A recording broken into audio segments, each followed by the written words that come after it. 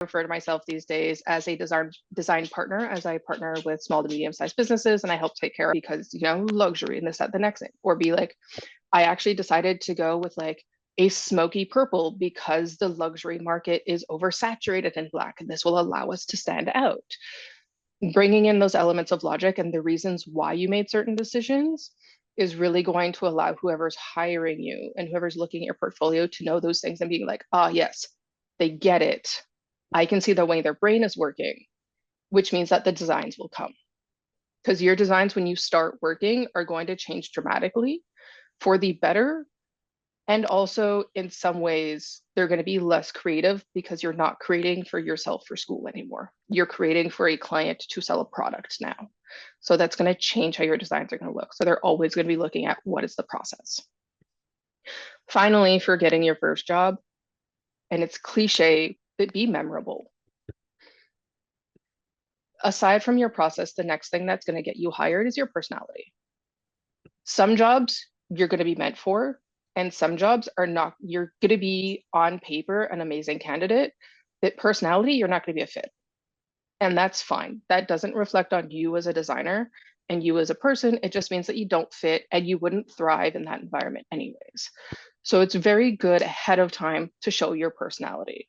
On my very first CV, I included my medal count because I competed internationally on Team Canada. So I was at that point, I was at like 24 gold medals representing Canada. So like I included that as like a fun fact. Like it was like, you know, something like I do good design and I lift heavy things, right? Bringing in that element. And like, that's what got me hired for my first two jobs is they loved the element that it was like, yes, you're a go-getter. Like you push yourself because they can see the like hard training regimen that went into my personal life and into my professional life. So think of those elements of how you can be memorable. And what that might be for some of them is, I don't suggest doing this for all jobs because a lot of places are just going to be online applications and like that's all they're going to look at. But especially if you're going for like a design or an advertising firm or like a small in-house, but like a small company, mid-sized company that doesn't have an HR department type of job, try sending a physical portfolio that's different. I had one of my friends really wanted to get into a design studio in San Francisco. And they literally designed a box that could be shipped flat letter mail. And when they took it out, it popped up into a 3D structure that was their portfolio, their resume, and their CV. And so that impact of like having this flat ship thing and that they bring it out and they pops out, and it was completely specialized to this design firm. They only ever had to make one because they got offered the job on the spot, including as a student fresh out of school, their travel and their moving costs being covered. And that's huge. So if it's a job that you really care about, think about the extra mile that you can go and be sure that you're addressing it to the person that matters. Last thing, when you finish an interview, try to send a thank you note. It's not going to work for everywhere. When you're working places that have like 100-person HR companies, it's not necessarily going to do anything, but it costs you nothing to send an email or something in the post being like, hey, thanks for the interview. I really appreciate your time. I'm looking forward to XYZ in your company. Or if you're looking back on your interview and be like, I didn't quite answer this right, I would love a redo. You can include that and be like, hey, I wanted to clarify this in my interview. I think it's really important. I would love the opportunity to do a second interview or like to talk more about it. And what that does is after the interview process, when they're going through and they're filtering through candidates, your name is coming up again. So you're going to the top of the pile instead of being forgotten. And again, it's about having those memorable moments. Last, I'm going to talk about working with non-designers. It's going to happen no matter where you are. The first jobs that I got out of school, I was working in an environment where I was the first designer they've ever hired, and they didn't have other designers ever. And there was like everybody else who was in the company was either like in accounting or they were a salesman. The owner technically is a fashion designer, but like they don't have the same language use as graphic designers do. Like she had no idea what letting is, what anything had to do with font size, designing for accessibility. And frankly, she didn't care because it doesn't affect her bottom line, her knowing that. So the big thing to understand with working with other people is you need to learn what is important to them.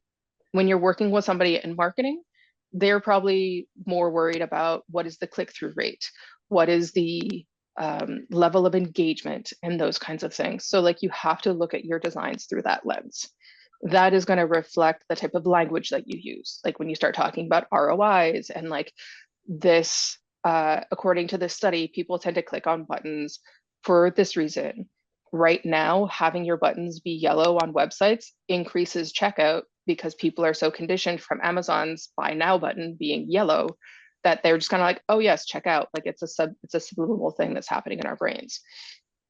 So knowing what language they're using and being able to reflect that back to them is going to be very helpful in having you be understood and you being seen as an expert in your field because you understand how your field impacts their field.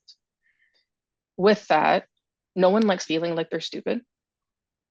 So be careful with the language that you use, right? Because they're not going to understand what letting means. They're not going to understand what kerning means. They're not going to understand your color ratios that you need to maintain for legibility.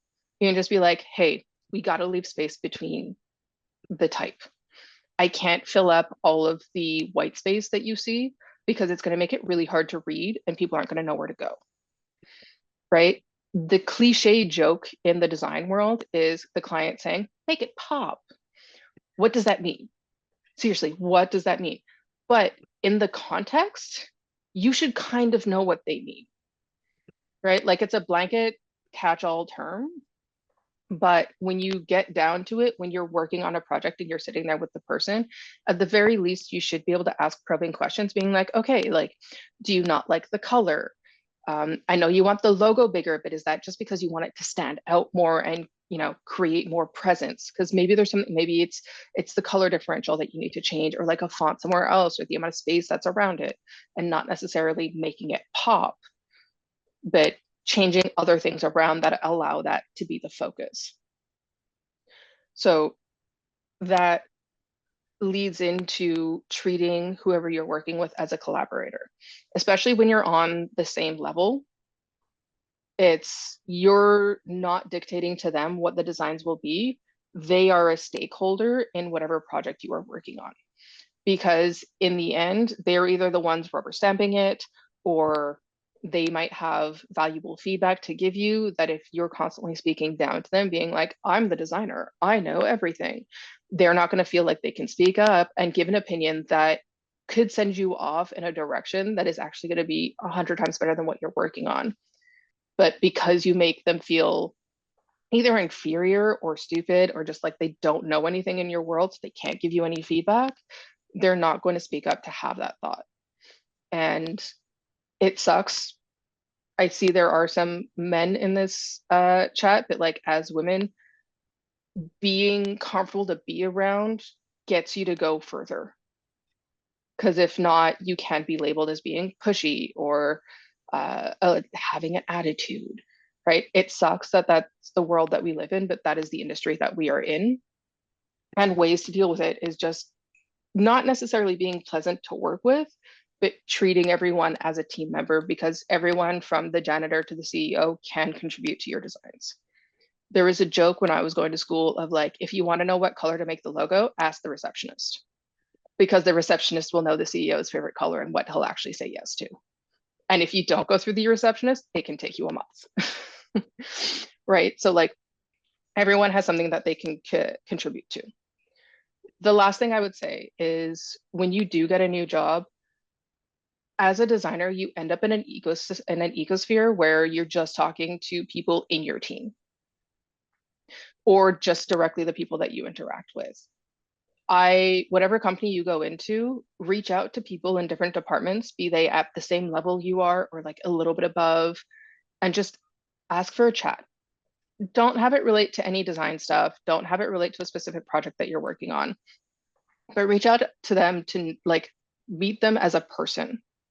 And what that's going to allow you to do, it's going to allow you to learn about more aspects of the company and how they work and how different roles in the company might affect what you're doing. One of the best ideas I've ever had for a photo shoot concept came from talking to just some random guy at a prop shop who was like, yeah, like you can rent a bubble machine. And that just set me off on a sphere. And I did that project in 2017. And I still think it might be one of my favorite photo shoots that I've organized so far. And I've organized way too many to count.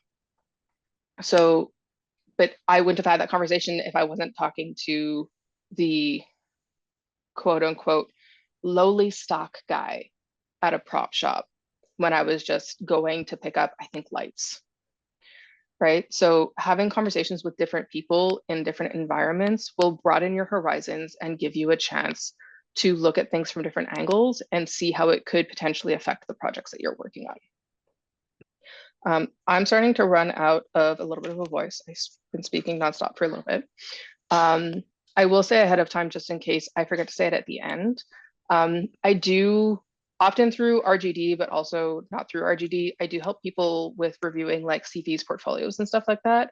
I'm more than happy to help anyone. I want to be the resource that I was unable to get when I was coming out of school, because I was the first one in my family to get higher education. That whole thing opened the door behind you.